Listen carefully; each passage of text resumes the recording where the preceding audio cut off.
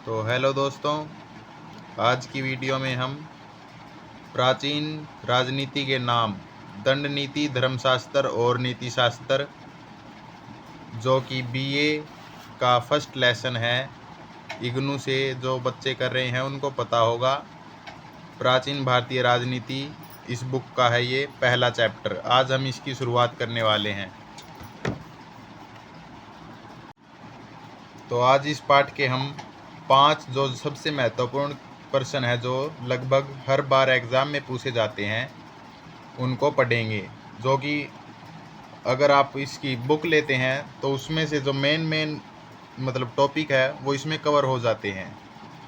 आपको इसके बाद बुक पढ़ने की भी ज़रूरत नहीं है। आप एग्ज़ाम के टाइम बस एक बार इसको अपनी नज़रों से उतार लेना, एक बार इन पे नज़रें घुमा लेना, एग्ज़ाम में पूरे नंबर आ जाएंगे, ये मैं गारंटी लेता हूँ। तो देखिए, पहला प्रश्न है, प्राचीन राजनीति के नाम दंड नीति, धर्मशास्त्र और नीति शास्त्र। इकाई जो इस पाठ का नाम है, इसी का परिचय देना है हमें। इस पहले प्रश्न में तो इसी पाठ के नाम का परिचय देना है। इससे आप क्या समझते हैं, इसको आपको बताना होगा, इसकी व्याख्या करनी है। भारत में प्राचीन भारतीय विषयों की निरंतर चर्चा होती रही है। भारत के अंदर जो है, प्राचीन समय से ही भारतीय विषय है, जो अनेकों विषय होते हैं, उनकी निरंतर लगातार चर्चा होती रही है। ऋग्वेद से ही राजस्व के सिद्धांतों का उल्लेख प्राप्त होता है। जो 4 वेद हैं प्रमुख भारतीय साहित्य में, संस्कृति में होते हैं हमारे, ऋग्वेद, यजुर्वेद, अथर्ववेद और 4 वेद हैं ऋग्वेद, यजुर्वेद, अथर्ववेद और सामवेद। किंतु वैदिक काल में स्वतंत्र रूप से राजनीति शास्त्रों का निर्माण नहीं हुआ था। जो वैदिक काल है, जिस समय वेद थे, उस समय राजनीति शास्त्र का निर्माण नहीं हुआ था, और न ही राजनीति से संबंधित किसी विद्या का प्रचलन था। कालांतर में उत्तर वैदिक काल के पश्चात समय के बीतने के साथ साथ वेदों का जो कालक्रम है, जो समाप्त होने लगा, उसके बीतने के बाद ही कौटिल्य शास्त्र के उद्घाटित होने के बाद तथा महाकाव्यों जैसे रामायण और महाभारत में विशिष्टता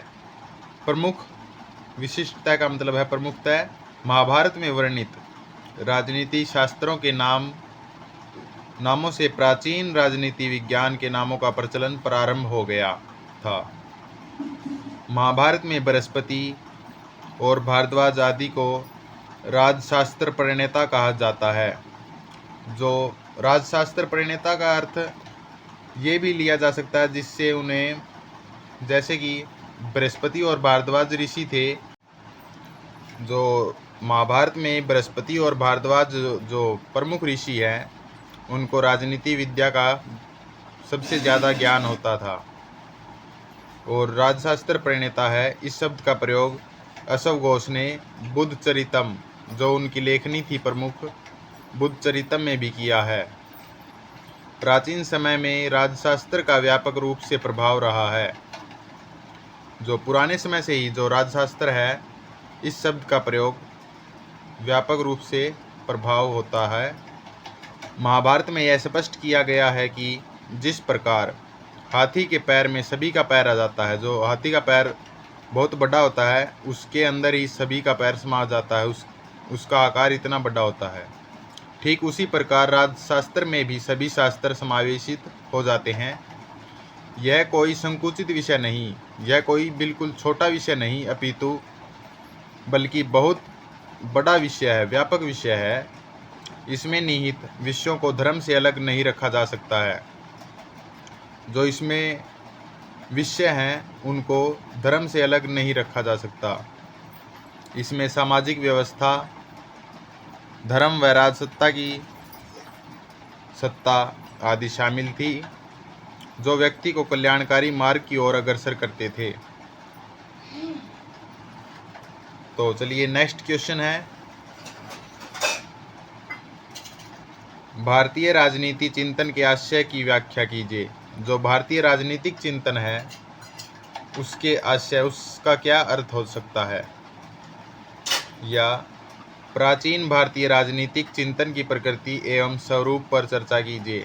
जो प्राचीन पुराने समय से भारतीय राजनीतिक चिंतन की प्रकृति, जो उसकी नींव है, प्रकृति से आप समझते हैं उसकी नींव क्या है और उसका स्वरूप क्या है, उस पर चर्चा कीजिए। भारतीय राजनीतिक चिंतन का इतिहास अत्यंत प्राचीन है। यह वैदिक काल से आरंभ होकर भारत में इस्लामिक शासन है वहाँ तक माना जाता है। प्राचीन भारतीय राजनीतिक चिंतन का इतिहास बहुत ही पुराना है, जो कि वैदिक काल, जो वेदों का समय है, वहाँ से आरंभ होकर भारत में जब से इस्लामिक शासन था तब तक माना जाता है। अपितु बल्कि भारतीय राजनीतिक चिंतन के विषय में पाश्चात्य समीक्षकों, यानी जो पश्चिमी देशों के जो समीक्षक हैं, अरस्तु, प्लेटो इत्यादि ये रहे हैं राजनीतिज्ञ, इनको प्रमुख माना जाता है आज के समय में। परंतु उनकी जो दृष्टि है सकारात्मक नहीं रही है भारत के लिए। जो भारत का राजनीतिक चिंतन है उसके विषय में वो पश्चिमी देशों के जो समीक्षक हैं वे इनको अच्छा नहीं मानते थे।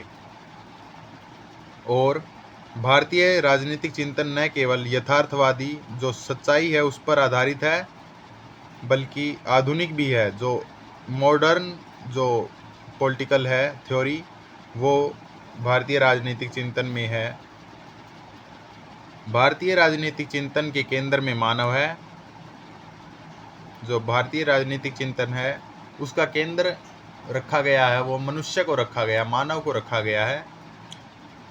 परंतु जबकि पाश्चात्य पश्चिमी जो चिंतन है उसके अनुपयुक्त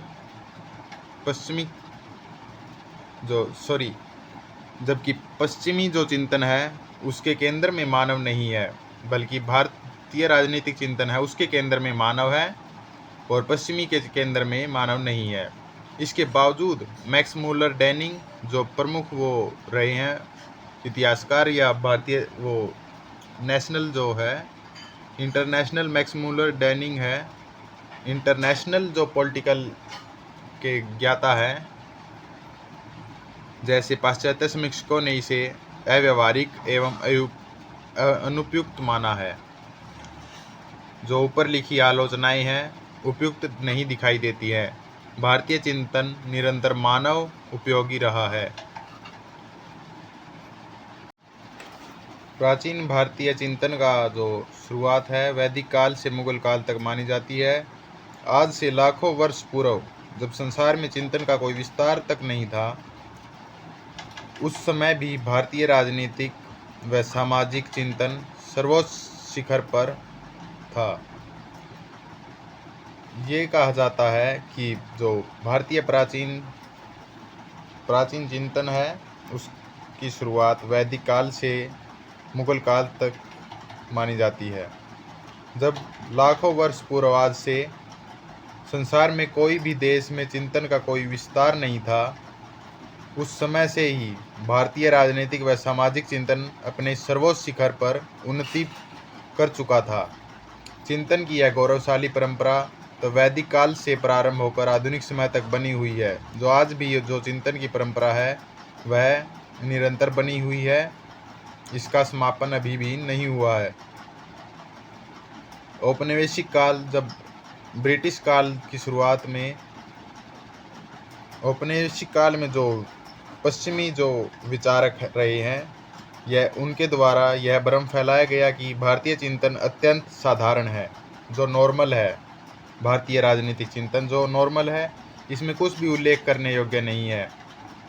इस भ्रम को मैक्स मूलर डैनिंग जैसे पाश्चात्य विद्वान जो पूर्वाग्रह से पूर्णतः ग्रस्त थे, उन्होंने भी आगे बढ़ाया। जैसे जैसे समय निकला विश्व के समक्ष नए तथ्य प्रस्तुत होने लगे एवं पाश्चात्य पश्चिमी जो विचारक हैं उनके द्वारा फैलाया गया भ्रम चकनाचूर हो गया। नए तथ्य जो उजागर होने के बाद जो इन पश्चिमी विचारकों द्वारा भ्रम फैलाया जा चुका था वो टूटने लगा। लोग सच्चाई से वाकिफ होने लगे। नए तथ्यों द्वारा यह स्पष्ट हो गया कि प्राचीन भारतीय राजनीतिक चिंतन विश्व में अत्यधिक प्राचीन व प्रासंगिक है।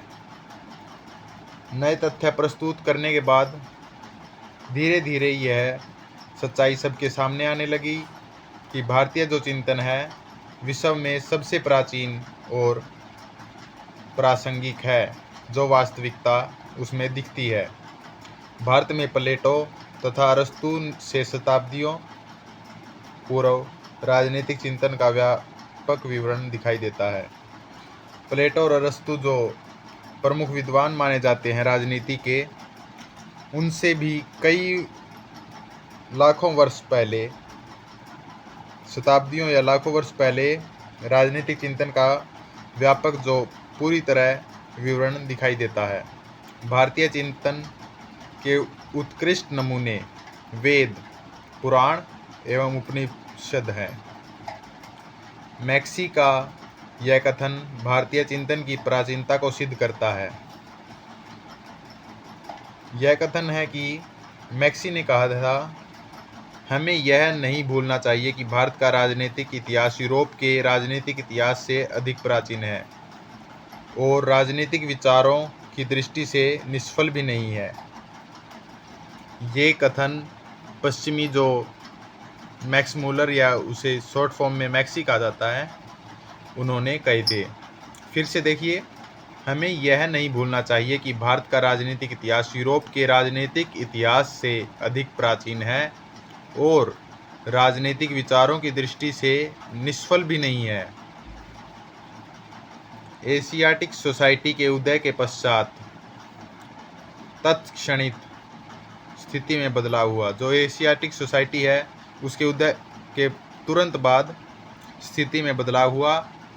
वह ब्रिटेन की परिवर्तित परिस्थितियों में भारतीय संस्कृति व इतिहास की जानकारी की आवश्यकता प्रतीत हुई। यहीं से भारतीय राजनीतिक चिंतन का नया स्वरूप संसार के समक्ष प्रस्तुत हुआ। जो ब्रिटेन है उसका शासन हुआ भारत में, तब उन्हें भारतीय संस्कृति और इतिहास की जानकारी जानने की जिज्ञासा हुई या उन्हें ज़रूरत पड़ी कि भारत का इतिहास कहाँ से, कैसे और कितना गौरवशाली वगैरह ये पूर्णतः जानना चाहते थे। इसलिए यहीं से भारतीय राजनीतिक चिंतन का नया स्वरूप संसार के समक्ष प्रस्तुत हुआ। नेक्स्ट क्वेश्चन, प्राचीन भारतीय राजनीति शास्त्र के विविध नामों का उल्लेख कीजिए। या फिर प्राचीन भारतीय राजनीति शास्त्र के लिए प्रयुक्त विविध नामों की चर्चा कीजिए। प्राचीन काल से ही भारतीय राजनीति शास्त्र को विभिन्न नामों से पुकारा जाता था। यह समयानुसार केवल अपनी लोकप्रियता ही नहीं बल्कि नाम भी खोता व पाता रहा है। जो समय के बीतने के साथ साथ यह लोकप्रियता भी खोता रहा है और लोकप्रियता वापस भी मिलती रही है। नाम को खोता भी रहा है और पाता भी रहा है, नए नए नाम उसको मिलते भी रहे हैं। विभिन्न धार्मिक ग्रंथों में इसके विभिन्न नाम जैसे स्मृतियों में राजधर्म, महाभारत में राजशास्त्र, दंड नीति एवं अर्थशास्त्र तथा पंचतंत्र में जो नृपतंत्र कहा गया है। ये देखिए, इसके इतने नाम हैं जो प्रमुख जो एग्ज़ाम में पूछे जाते हैं। इनको आप फिर से देखिए। विभिन्न धार्मिक ग्रंथों में इसके विभिन्न नाम जैसे स्मृतियों में राजधर्म, महाभारत में राजशास्त्र, दंड नीति एवं अर्थशास्त्र और पंचतंत्र में इसे नृपतंत्र कहा गया है। प्रोफेसर अल्तेकर का कथन इस वाक्य की प्रामाणिकता को सिद्ध करता है। वे कहते हैं, राजधर्म, राजशास्त्र, दंड नीति, नीतिशास्त्र, अर्थशास्त्र आदि नामों से प्राचीन भारत में राजनीति शास्त्र को संबोधित किया गया है। और राजनीति शास्त्र को दंड नीति पुकारने का आधार बहुत स्पष्ट है। राजनीति शास्त्र को दंड नीति जो कहा जाता था, उसका आधार बिल्कुल स्पष्ट है। बहुत से विद्वानों ने राजसत्ता का अंतिम आधार जो दंड है, सजा, उसी को माना है। जो उनका मानना था कि यदि कानून तोड़ने वालों को राजनीतिक सत्ता, कानून जो तोड़ते हैं उनको राजा, राजनीतिक सत्ता का अर्थ यहाँ पर है राजा, जो उनका महाराज होते थे, उसके द्वारा यदि कोई सजा नहीं दी जाए तो संपूर्ण राज्य में अराजकता, जो तोड़फोड़ या मतलब भाईचारा खराब हो जाएगा और लड़ाई दंगे होने लग जाएंगे, जिसका निवारण मात्र दंड या सजा द्वारा भय उत्पन्न कर व्यवस्था को पुनः सुचारू रूप से व्यवस्थित करना है। परंतु इसमें भी एक कटाक्ष है जो कौटिल्य द्वारा प्रस्तुत है। कौटिल्य द्वारा इस धारणा को पूरी तरह से अस्वीकार कर दिया गया। जो दंड देने का जो भय उत्पन्न करने की व्यवस्था थी, इसको अस्वीकार किया गया कौटिल्य द्वारा। और उनकी जो उनका मानना था कि जो दंड है उससे मात्र भय उत्पन्न होता है, न कि जो व्यक्ति कर्तव्य पालन करने के प्रति सजगता। व्यक्तियों के अंदर कर्तव्य पालन के लिए सजगता नहीं आती, वे उनको अब सच्चे मन से नहीं कर्तव्य का पालन करते, अपितु भय मात्र से करते हैं। जो उनको भय होता है उसी से वे जो आदेश है उनका पालन करते हैं, कर्तव्य के तौर पर नहीं समझते उनको। उनके अनुसार कानून तोड़ने वालों को दंडित करने से जो प्रजा स्वतः कानून का पालन करने कर्तव्य की ओर बढ़ अवश्य जाती है। उनके अनुसार जो कानून तोड़ने वाले हैं उनको दंडित करने से प्रजा अपने आप कानून पालन करने लग जाती है और कर्तव्य की ओर बढ़ जाती है। परंतु उसमें नैतिक कर्तव्यों के स्वयं पालन करने की जिज्ञासा का अंत हो जाता है। वे स्वयं से नैतिक कर्तव्य जो होते हैं मनुष्य के, उनका पालन करने से हिचकिचाती है या जिज्ञासा उनके अंदर समाप्त हो जाती है। मनु के अनुसार दंड देने वाली मानवीय सत्ता राजा नहीं अपितु दंड शासक है। जो मनु है उसके अनुसार जो दंड देने वाली मानवीय सत्ता जो है वो राजा नहीं कहलाएगा, वह दंड शासक है, सजा शासक। सजा जो है वो सजा शासक कहलाएगा। ऐसे में शासक व समाज को कर्तव्य बताने वाले शास्त्र को दंड नीति के नाम से जाना गया। कौटिल्य का अर्थशास्त्र शासन नीति का एक सुदृढ़ विवरण है। नीति शास्त्र शब्द में नीति का अर्थ सही मार्ग दिखाने से लिया गया है। जो नीति शास्त्र है उसमें नीति शास्त्र शब्द है, उसमें नीति का अर्थ सही मार्ग दिखाने से लिया गया है। उचित व अनुचित में अंतर बताने वाले शास्त्र ही नीति शास्त्र हैं। भर्तृहरि का प्रसिद्ध नीति शतक विशाल अर्थ में नीति पर चर्चा करता है। कामंदक तथा शुक्र के शासन संबंधी ग्रंथ नीति शास्त्र के नाम से ही जाने जाते हैं। जो प्रसिद्ध जो रहे हैं, कामंदक और शुक्र ऋषि मुनि हैं, ये नीति शास्त्र के बहुत बड़े ज्ञाता रहे हैं। उनके शासन संबंधी ग्रंथ नीति शास्त्र के नाम से ही जाने जाते हैं। वे अन्य नाम जैसे राजशास्त्र या दंड नीति के नाम से नहीं संबंधित। कामंदक के समय में जो नीति शब्द राज्य की नीति के संबंध में प्रयुक्त किया गया, कुछ समय पश्चात वह सामान्य आचरण हेतु भी प्रयुक्त किया जाने लगा। डॉक्टर भंडारकर का कथन है, जो डॉक्टर भंडारकर है उनका कथन है, जब नीति शब्द का प्रयोग सामान्य आचरण के नियमों के लिए किया जाने लगा तो यह आवश्यक हो गया कि उनको राजा के आचरण नियमों से अलग करने के लिए राजनीतिक शब्द का प्रयोग किया जाए।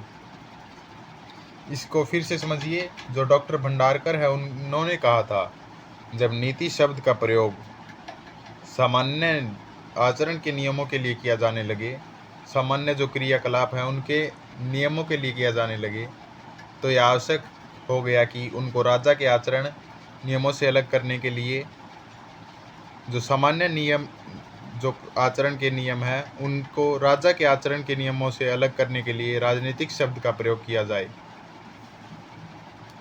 होप आपको समझ में आ गया होगा। नेक्स्ट क्वेश्चन की ओर बढ़ते हैं। राजनीति शास्त्र में दंड नीति का आशय क्या है? स्पष्ट कीजिए। महाभारत में प्रजापति के नाम से राजनीति शास्त्र के कोश के रूप में दंड नीति का उल्लेख किया गया है। जो महाभारत है उसमें प्रजापति के नाम से जो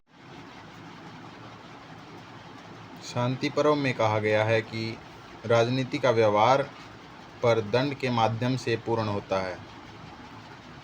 राजनीति का व्यवहार है उस पर दंड के माध्यम से पूर्ण होता है, अथवा तंत्र, राजनीति तंत्र दंड को धारण करता है, अतः इसको दंड नीति कहा जाता है।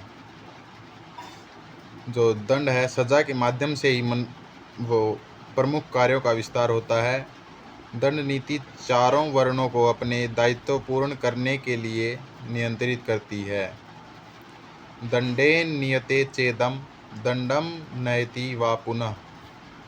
जब राजा दंड का उचित पालन करता है तो अधर्म से दूर रहता है। कौटिल्य अर्थशास्त्र में भी कहा गया है कि दंड स्थायित्व जो पूर्ति का साधन है तथा आनुवांशिकी त्रयी और वार्ता कल्याण के साधन है। आनुवांशिकी त्रयी वार्तानाम योग क्षेम साधनो दंड है तस्य नीति दंड नीति को अर्थ। अगर माफ़ कीजिएगा अगर मैं इनका सही उच्चारण नहीं कर पा रहा तो उसके लिए माफ़ी चाहूँगा। मनु ने दंड के महत्व का वर्णन किया है। इस जो ये इसमें पैरा है, जो भी है, जो 2 लाइन है, इनमें मनु ने दंड का महत्व का वर्णन किया है। उनके अनुसार स्वधर्म पालन हेतु दंड का विधान स्वयं ईश्वर ने किया है। जो धर्म है उसकी रक्षा व पालन के लिए जो सजा का प्रावधान है स्वयं ईश्वर द्वारा किया गया है। अगले पैरे में देखिए, अराजके ही लोकेस्मिन्वर्तो विद्रुभे भयातः रक्षार्थमस्य सर्वस्य राजनाम सृजत प्रभु। यद्यपि मनुस्मृति में राजशास्त्र का कोई नाम परिभाषित नहीं किया गया, परंतु दंड को स्वयं राजा कहा गया है और दंड से ही चतुर्वर्ण और चतुराश्रम के धर्म की रक्षा होने का विचार दिया गया। स राजा पुरुषो दंडः स नेता शासित चैस चतुर्णामाश्रमाणाम च धर्मस्य प्रतिभु स्मृतः। इसे प्राचीन भारत में प्रशासन का शास्त्र कहकर संबोधित किया गया। इसका संबंध शासन के कार्यों से था। कौटिल्य के मत से मनु, बृहस्पति व शुक्राचार्य द्वारा 4 विद्याओं में से एक दंड नीति है, जिसका अभिप्राय है बल प्रयोग अथवा दंड के अभाव में कोई राज्य कायम नहीं रखा जा सकता, तथा दंड के संबंध में मनु का मत था कि जब सब लोग सो रहे होते हैं तो दंड उनकी रक्षा करता है। उसी के भय से व्यक्ति न्याय के मार्ग पर अग्रसर रहता है। अगले प्रश्न की ओर बढ़ते हैं। धर्मशास्त्र राजनीति विज्ञान का पर्याय है, स्पष्ट कीजिए, या फिर धर्मशास्त्र पर संक्षिप्त नोट लिखिए।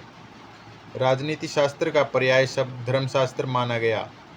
यद्यपि धर्मशास्त्र संपूर्ण समाज का सूचक है, अर्थात समाज में उपस्थित विविध संस्थाओं से संबंधित नियमों को स्थापित करने वाला शास्त्र धर्मशास्त्र है। जो वो समाज के अंदर जो अनेकों संस्थाएं हैं अलग अलग धर्मों की, उसके जो नियम हैं उनको स्थापित धर्मशास्त्र द्वारा किया जाता है तथा राजधर्म धर्मशास्त्र का अन्यतम विषय है। अतः राजा के धर्म एवं राज्य से संबंधित विविध विधानों का निर्धारण करने के रूप में धर्मशास्त्र को राजनीतिक ग्रंथ माना गया। जो राजा का धर्म है एवं राज्य से संबंधित विविध विधानों का निर्धारण करने के रूप में धर्मशास्त्र को राजनीतिक ग्रंथ माना गया। अतः राजा के धर्म एवं राज्य से संबंधित विविध विधानों का निर्धारण करने के रूप में धर्मशास्त्र को राजनीतिक ग्रंथ माना गया। वस्तुतः उत्तर वैदिक काल में धर्मसूत्रों के अंतर्गत ही पहली बार राजधर्म का संहितात्मक व्यवस्थित रूप सामने आया। पुनः स्मृति ग्रंथों में भी राजधर्म का विस्तृत विवेचन प्राप्त हुआ। अतः धर्मशास्त्र राजनीति विज्ञान का पर्याय बन गया। यह क्वेश्चन यहीं पे समाप्त होता है। अब हम इसके कुछ छोटे प्रश्न देखते हैं। ये है बौद्ध प्रश्न। पहला, प्राचीन भारतीय राजनीति चिंतन उच्च कोटि का है, सत्य या असत्य बताना है। ये है सत्य। भारतीय राजनीति चिंतन पश्चिमी चिंतन से प्राचीन है, यह भी सत्य है। कौटिल्य की रचना का क्या नाम है? अर्थशास्त्र। प्राचीन भारतीय चिंतन के प्रमुख स्रोत कौन कौन से हैं? हमने पीछे पढ़ा था, उनमें देखो वेद, पुराण, शिलालेख, स्तूप, ग्रंथ, धर्मसूत्र, महाकाव्य आदि। महर्षि पाणिनि है, उनकी रचना का क्या नाम था? उत्तर है अष्टाध्यायी। अशव घोष की रचना का क्या नाम है? बुद्धचारित। और नीति शास्त्र शब्द में नीति का अर्थ क्या है? सही मार्ग दिखाना। राजनीतिक चिंतन का किसके साथ घनिष्ठ संबंध है? यथार्थवाद के साथ। तो दोस्तों, आज की वीडियो में इतना ही। आपको समझ आया तो वीडियो को लाइक करें और अगली वीडियो में हम इसके और भी पाठ पढ़ने वाले हैं। धन्यवाद।